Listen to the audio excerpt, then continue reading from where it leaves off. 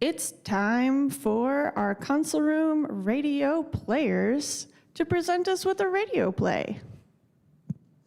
Good afternoon. Welcome to the Console Room Radio Players production of Mission to the Unknown.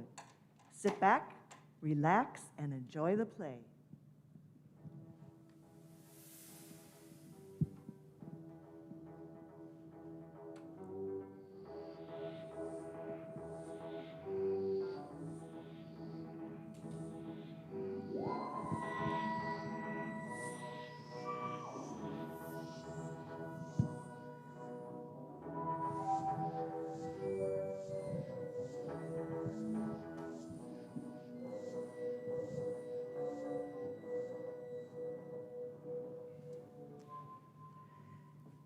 In the midst of a dense jungle on the planet Kembel lies what remains of Garvey.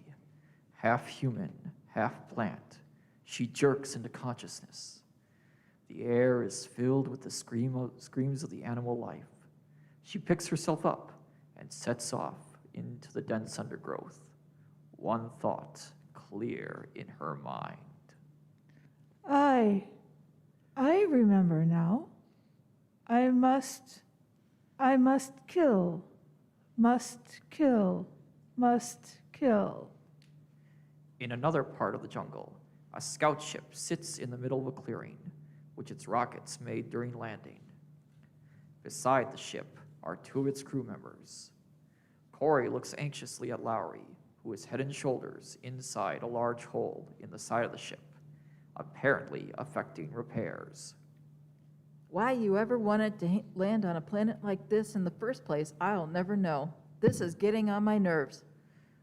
One particularly loud squeal emanates from the jungle. I hate to think what kind of an animal makes a noise like that. Yeah, they're getting closer. Yes, all the more reason to stop talking and just get on with the job. Just you listen to me, Corey. I know my orders were to let you have full reign, and you've certainly taken advantage of that. But as captain of this expedition, my first responsibility is to get this ship off the ground. So just cut the chat. Some other time, Bring that wrench. Corey removes the wrench from the toolbox and hands it to Lowry, who scowls, returning it to Corey. She directs Corey to try again. How's it going? It's slow. Flareback melted the retaining bolts, just solid lumps of tarnium. Getting some of it free. I want to have a look around. If we don't shoot off soon, we won't make it to the rendezvous with the freighter, you know. If we're not in the pickup orbit, they won't wait.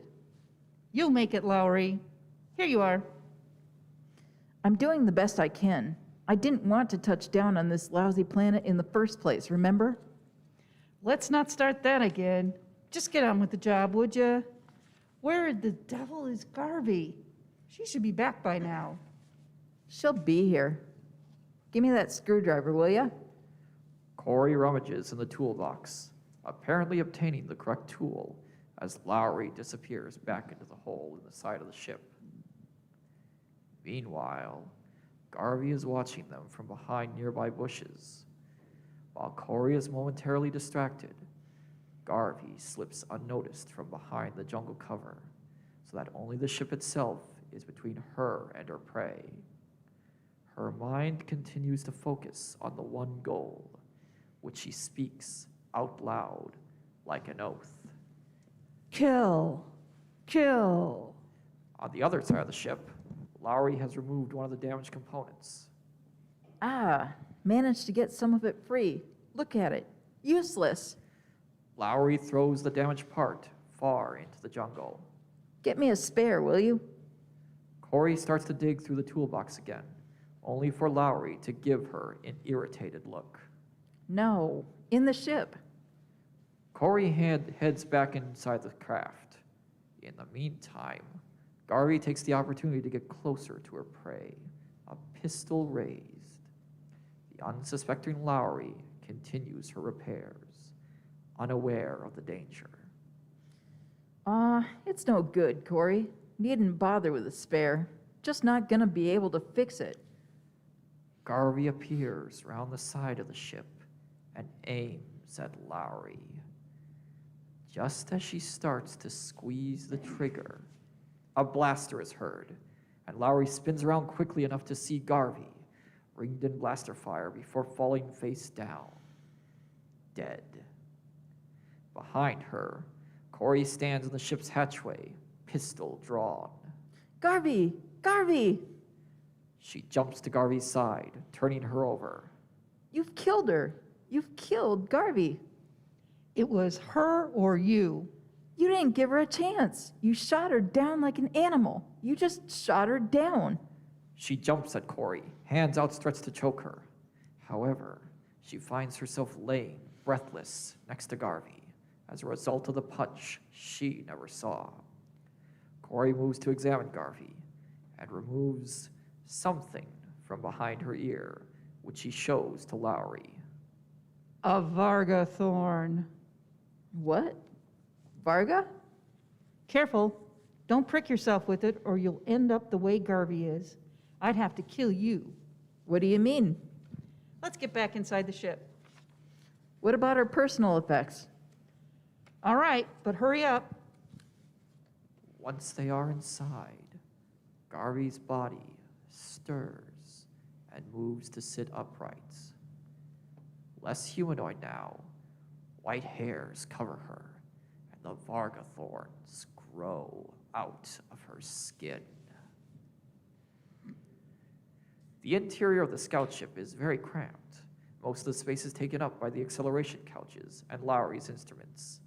Corey and Lowry stand by the control panels as Corey tries to explain her actions. I didn't intend to tell you anything, but since we're stuck on this planet and Garvey's dead, there are some facts that you're entitled to know. Yeah, Garvey's dead. I mean, we flew together the last 10 years, and now she's dead, and you killed her. You'd better explain that fact and make it good. Sit down, take a look at this. Lowry sits. Corey removes a small document from a pocket and gives it to her. Lowry reads it to herself and then looks up at Corey. I might have known. Space Security Service, license to kill. That's right. Well, count me out. Oh, and this other document gives me the authority to enlist the aid of any persons, civil or military. You were just enlisted. She removes another document from the same pocket and also hands it to Lowry. From now on, Lowry, you can take your orders from me. All right. But I don't fully understand. Better fill in a few details. All right?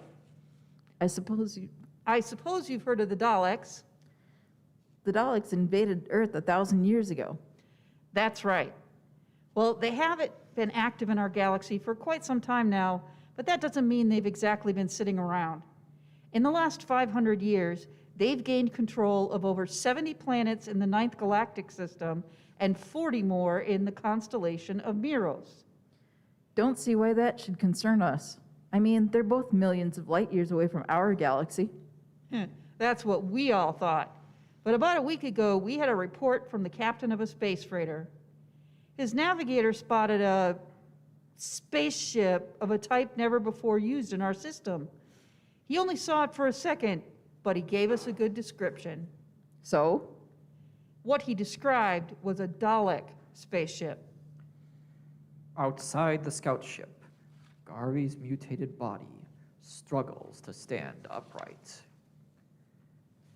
Back at the scout ship, Corey is using the radio, desperately attempting to make contact with their intended rendezvous target. Freighter XM2, Freighter XM2, come in, please. Come in, please. Can you make it work? It's got to work. It may have been damaged in the crash. We must keep on trying. Tested the link pulses? I know what I'm doing. All right. So, the link pulses work. There could be something else wrong with it. What about the ergometer? Have you tested that? Without that, you'd never break through the atmosphere.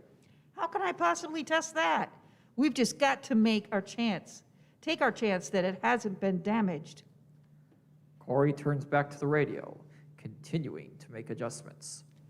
Freighter XM2, Freighter XM2, come in, please. Come in, please. Corey waits and listens for a response. There is none. Useless. Are you sure we can't repair this ship? Oh, not a chance. So you think that the Daleks have established some sort of a base here, is that it? It could be.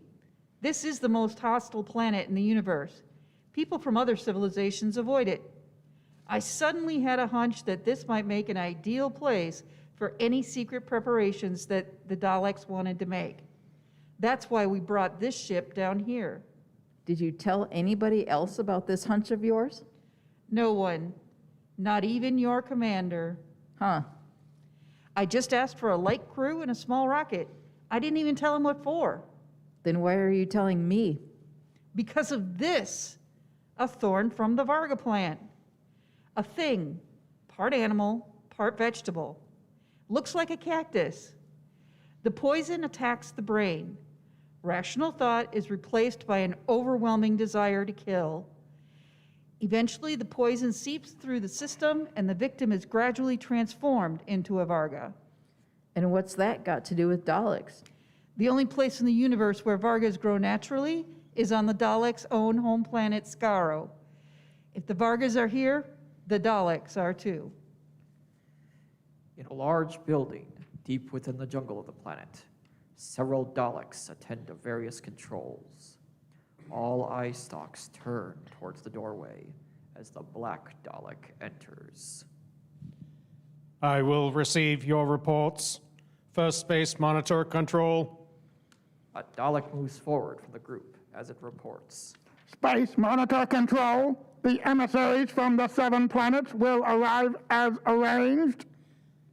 Then the conference will begin at First Sun. Security report. Security Control, position of alien spacecraft located. Our patrol will reach it shortly. The ship and its occupants must be totally destroyed. Destroyed. Destroyed. It will be done. Night has fallen. The jungle noises seem louder now, and Corey appears more anxious to finish her mission and get off the planet. Noticing movement in nearby bushes, she darts into the undergrowth, where she can make out 3 lumbering shapes in the starlight. Lowry breaks off from working on a small rocket-shaped object. Anything out there? Vargas, they're closing in. Do you mean to say they can move? Very slowly. Look, they're using their roots to drag themselves along. How long are you going to be with this rescue beacon? This is the recording part. Let's hope it wasn't damaged in the crash. We'll find out soon. Can you fix this capsule up?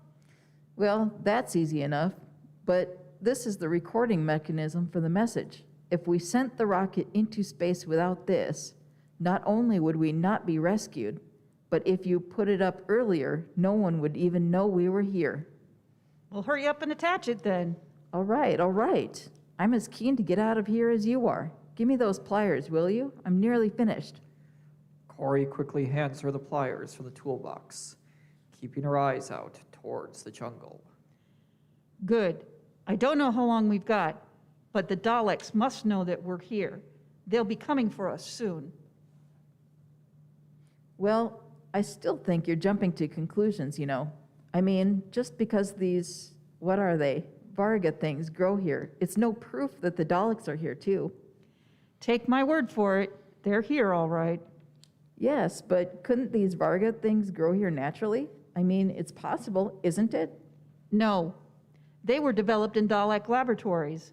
They grow them to give themselves protection. Well, if they're synthetic, then... Look, stop asking questions and get on with the work. A Dalek patrol is in pursuit of the scout ship crew. One of the Daleks has a compass-like device in place of the usual sucker. The patrol halts. Accept our readings indicated alien spacecraft. We will close in on it from 2 directions. We obey. The patrol splits up and moves off. Back at the ship, Lowry works feverishly, while Corey stands on watch, frustrated at her inability to assist. These things are getting too close for comfort. I'll fix them. Lowry brandishes a blaster. It's no good, Lowry. They'll only grow again as fast as you can shoot them. At least I'll have had a try at them. Get back to the beacon. You're sure it'll work? Well, it should work. It's standard safety equipment on all rocket ships. What does it do exactly? You record the message SOS on this, just like an ordinary tape recorder. The rocket launcher shoots it high into orbit. Once it's in orbit, it transmits the message. Simple. From what we know about the Daleks, we have got to be picked up. Well, it's tuned into the special frequency, and there are listening posts all over the galaxy. Our people should get the message. And all we have to do is stay alive until they get here. A ship rumbles overhead, its landing lights casting shadows across the jungle. Corey and Lowry look up at it. It's the biggest rocket ship I've ever seen. It's like nothing we've got. It's from an outer galaxy. But what's it doing in a godforsaken planet like this? I don't know, but I'll tell you this. There's something very big going on here, and if the Daleks are involved, you can bet your life our whole galaxy is in danger. One of the Dalek patrols within the jungle has also spotted the arriving ship. The ship from the planet Guille and the beginning of the Great Alliance?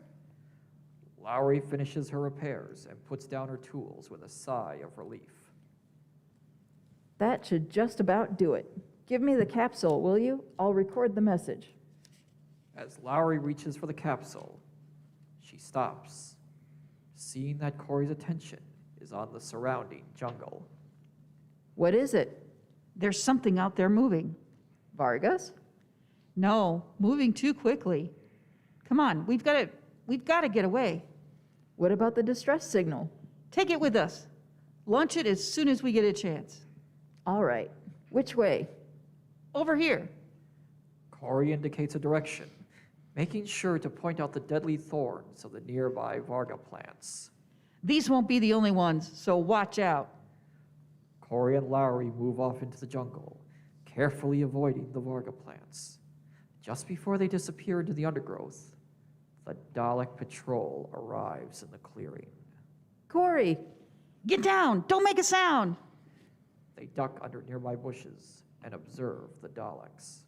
The ship is empty. The crew is gone. We will search for them. Destroy the ship. Fire!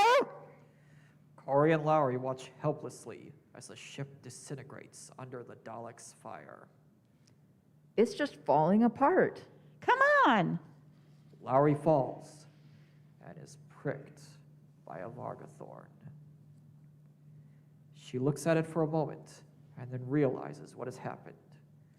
She removes it from her palm and tries to suck the poison out. She hears a movement and removes her hand from her mouth. Come on! Come on! They'll be looking for us. Now! The Daleks are standing by the twisted wreck of the scout ship. Report destruction of alien ship to control. I obey. Advise that we will now seek out the crew. Alert all patrols.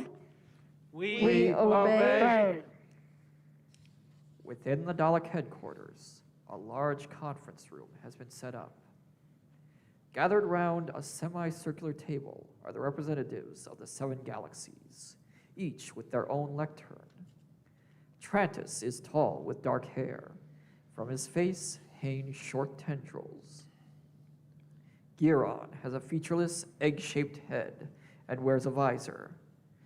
Strangest of all is Bias, who is all black, apart from 2 burning, bright eyes in his cylindrical head. His body looks as though it consists of several open cones stacked on top of each other. Warren and Centriol both wear protective suits and helmets. Centriol's face is dark, and his helmet has an antenna on top. Malfa is tall with a face that looks like a patchwork, a network of dark veins on pale skin. The 7th species is, of course, the Daleks. In the center of the room is a large circular table, on top of which is a representation of our solar system. In the center of the solar system is a large bright light representing the sun. Around it, on the surface of the table, are concentric rings representing the orbits of the planets. Each planet is represented by a light.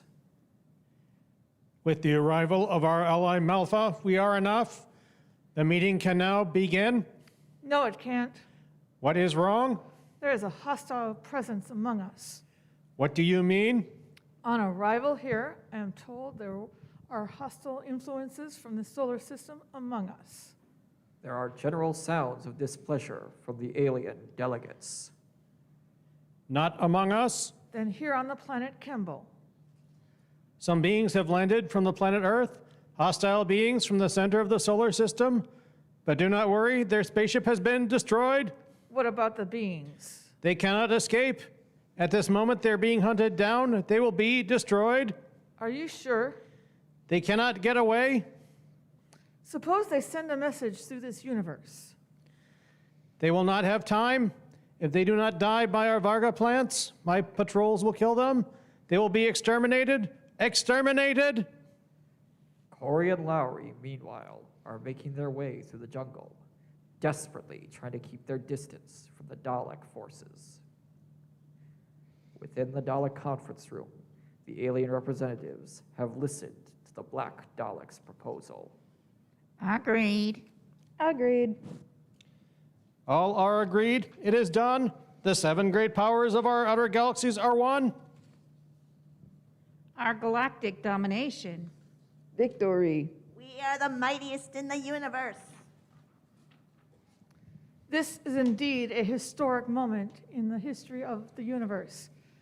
We 6 from the outer galaxies, joining with the power from the solar system, the Daleks, the 7 of us represent the greatest war force ever assembled. Conquest is assured. Malfa steps from behind her lectern and moves to the map of the solar system. As she announces each planet, she points to the light representing that planet. Mars, Venus, Jupiter, the moon colonies. Lastly, the Black Dalek sucker arm comes to rest on the representation of the Earth. They will all fall before our might, but the first of them will be Earth. Lowry is resting on a small rock. She is sobbing with pain and fear and shaking all over. Corey returns from a short recce. She is too busy worrying about the Daleks to notice her colleague's odd behavior. We've got to get this capsule off, and fast. There's a city down there, a Dalek city. I got kind of close enough to hear an announcement through the loudspeaker system. Why? What did you hear? Our whole galaxy is to be invaded and destroyed. Lowry is finally succumbing to the poison of the Vargathorn. She knows there is only one cure. Kill. What? Kill. Kill. The Varga! That's right. I'll soon be one of them. Kill. Kill. Corey shoots Lowry, who collapses dead with a groan. Realizing that it is only a matter of time before the Daleks find her, Corey sets about recording her message. This is Agent Corey, Special Security Service, reporting from the planet Kembel. The Daleks are planning the complete destruction of our galaxy. Together with the powers of the outer galaxies, a war force is being assembled. Nearby, the Dalek Patrol, still checking their instruments, close in on Corey's position. Seismic detector is registering. The crew from the rocket ship must be in this direction. Are they to be taken for questioning? No, they ought to be exterminated. Destroy them on sight. Destroy and exterminate. We obey. Corey continues her message, getting more and more terrified of the impending Dalek arrival. If our galaxy is to be saved, whoever receives this message must relay this information to Earth immediately. It is vital that defense mechanisms are put into operation at once. Message ends. Just as Corey finishes the recording and turns to place it in the rocket, the Daleks enter the clearing. Fire! Corey is hit by a barrage of Dalek fire. She collapses, lifeless. She is dead. Our plans for galactic conquest are safe. Whatever information she discovered died with her. Return to the city. We obey. The Daleks leave.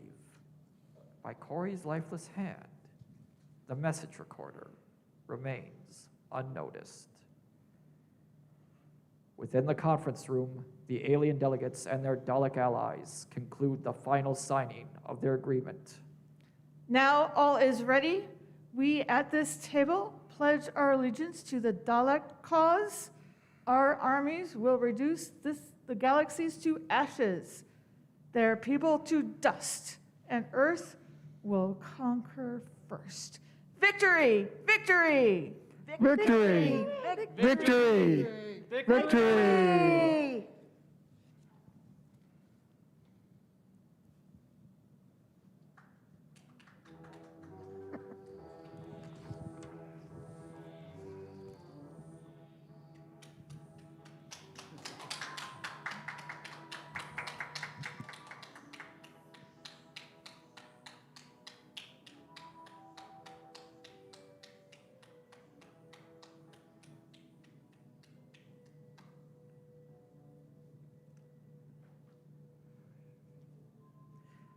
On a distant hostile planet, a terrible weapon is about to be unleashed. A desperate hunt across time and space. Who can be trusted? Who will survive? Soon the Doctor will face the greatest adventure of their lives. Coming soon this spring from the console room radio players, the Daleks' Master Plan.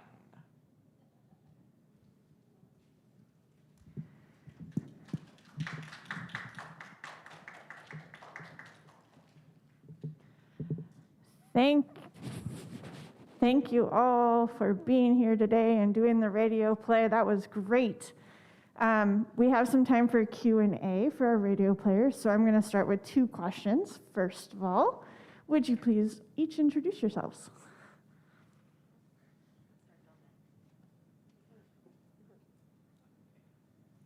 My name is Joseph Erickson. I'm married to Joellen Ackerman. I was brought in kind of at one point in a previous production at the last minute as to fill in some characters and stuck with it. Hi, I'm Joellen Ackerman. In your program book, it shows me with my married name. And then I have been a Doctor Who fan since I was in high school, and it was on Channel 2 in the Twin Cities, weekdays for only half an hour at a time. And believe me, that was torture. I'm Earl Lucas. I've been a Doctor Who fan since I think probably it was 1980 when Tom Baker first showed up on Channel 2, as she was saying, half-hour episodes. And been a blast being part of this and playing various characters in Doctor Who now, so that's awesome. Hi, I'm Matt Bjorkman. I have been a Doctor Who fan for quite a long period of time. It's our director's fault for that. I have played roles in previous productions for the console room radio players, including narrator and Steven. Hi, I'm Matt Bjorkman's mother, Meg Bjorkman, and I am the director of the play, and I introduced Matt to the Doctor Who for a long, long time, and I love being a part of the play. I did this for Ben Ellis, who was not able to be here, but he will be doing the Daleks Master Plan for us.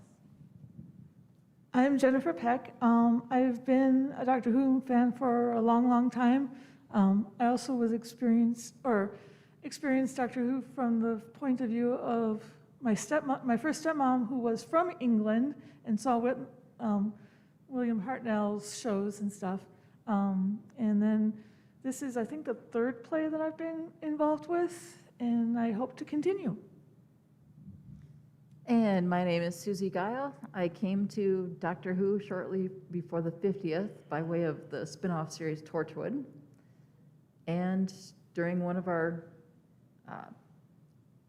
Concom staff meetings, I think it was, that Ben Ellis asked who wanted to be part of a radio play. It was something fun to join up, and I look forward to spring. And my personal second question is what is your favorite thing about doing radio plays versus the other style of plays? No memorizing.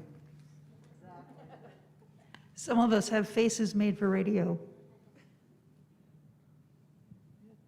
No moving around and having to remember where you're supposed to be and say at the same time. Personally, I like bringing the stories to everybody through our point of view, and I think it's a wonderful way to be able to act it out without the worry and care of what previous things have happened, but I think we've done a pretty good job. I'd like to bring up the theater of the mind. This is, a lot of science fiction started in radio after books, and playing this character out in our heads, I think works so much better than actually watching productions of some of the people have done of this particular performance. Imagination is an important thing. Yeah, I grew up listening to Mystery Theater on WCCO, I think it was, with E.G. Yeah. Marshall and Vincent Price. And I always loved doing that stuff. And of course, I'm an avid reader too, so. And of course, in Britain, there's a great tradition of radio productions, so this is sort of an extension of that as well. And of course, as anyone might know, Doctor Who did some radio productions as well. Paradise of Death and Ghosts of Space, I believe it was. So we are just following in those footsteps as well.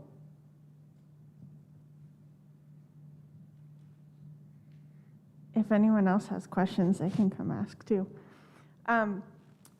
You gave us a preview of what's coming soon. Can you tell us any more about that?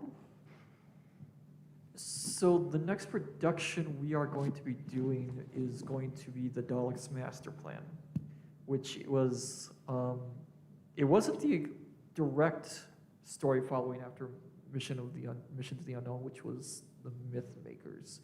Daleks Master Plan, though, Mission to the Unknown is basically a prequel to the Daleks Master Plan. And from what I understand we are going to be doing is we are going to be doing it in 3-episode chunks, I think it is. So the first spring one is going to cover episodes 1 through 3. And as anyone knows, like I mentioned before, it is a very long story, 12 episodes. So we are looking forward to it. It's a lot of roles, a lot of excitement, and a lot of twists and turns. We could also use more actors if anybody's willing and interested in joining our group. Meg, you anticipated my next question. Do you need more people? And if they're interested, how can they find you and join you? Well, we have a site called the Council Room Radio Players where we have joined together for that. But other than that, they can contact Ben Ellis or any number of us to see if they're interested in joining us. We're very open to more people. We have lots and lots of plays in mind. I know people in the camera can only see the back of my head right now, but I'm Natasha Krentz, and you can also email consulroomevents@gmail.com, and I'll get you in touch with the people you need to get in touch with. So, so you said you're going to do it in 4 parts. Do I interpret correctly that because the Who It Yourself live events are happening approximately once a quarter, so April, July, October, that means that the 4th set will happen at next year's console room? Yes, indeed they will. That's the plan. That's the plan. Awesome. I'm very excited. So if someone was interested, how much of a commitment would this be? Is it in person or virtual? How would you do this? And when are the performances and rehearsals and stuff? We've Well, been, Go ahead. Okay. We've been doing it by Zoom, just meeting by Zoom, so it's never face-to-face. And the only time we do face-to-face is at the convention. So it's very safe. You know, it's very fun to do that way. this is the first time we've all sat together and done it. Yeah, that's true. That's You're true. Earl. Do you have any podcasts of your previous productions? You can find them on YouTube. They are available through if you go to YouTube and look for the Console Room channel, you can find our previous productions there. They are listed through the Console Room YouTube channel. Most of my YouTube presence is through convention events. I believe the ones you'll want to be looking for is, I think, the Celestial Toymaker and Power of the Daleks, I think was the other one we did. Did we do another one? Which one? Galaxy 4. Oh, Galaxy 4. Yeah, our last one we did was Galaxy 4, which we did the entire four-parter of. And we did that for Who It Yourself, and we did it entirely online. As for commitment, we forgot to answer that. Usually we do, I think the last few ones we did a rehearsal every Sunday. I think we did, how many rehearsals did we do? Well, for this particular one, we started rehearsals right after Thanksgiving and was like every other week. So it's not a huge commitment. It's for like an hour, 2 hours, maybe at the most at a time. So, and if you can't make it for our rehearsals, that's okay. We can take over parts for that particular thing. So we're pretty easy going about that. We just want to make sure that you are there for the final result.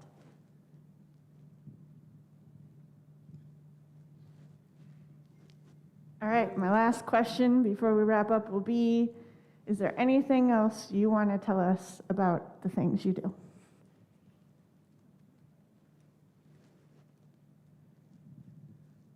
Well, what was the question again? Can you repeat that, please?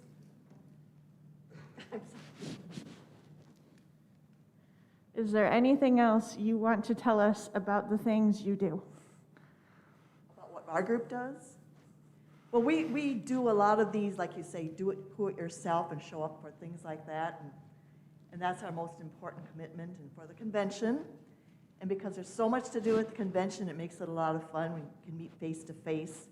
And as far as the convention itself goes, I would recommend people that are here go to the GPS, the Artist Alley, and the various venues. If you are a virtual audience, there's a lot of virtual panels to do. And I hope you're able to see this, and hopefully some of these YouTube videos will be posted for later viewing too. So I would recommend you do that and then come for our 10th anniversary next year. And also, there's a silent auction going on that's virtual, so you can check that out. All the items that are in the auction here at the venue can also be either bid on or quick bid, quick buy. And I do have the web address up on our Instagram. If you look for the GPS logo, it's a copy-paste web roll in the comments.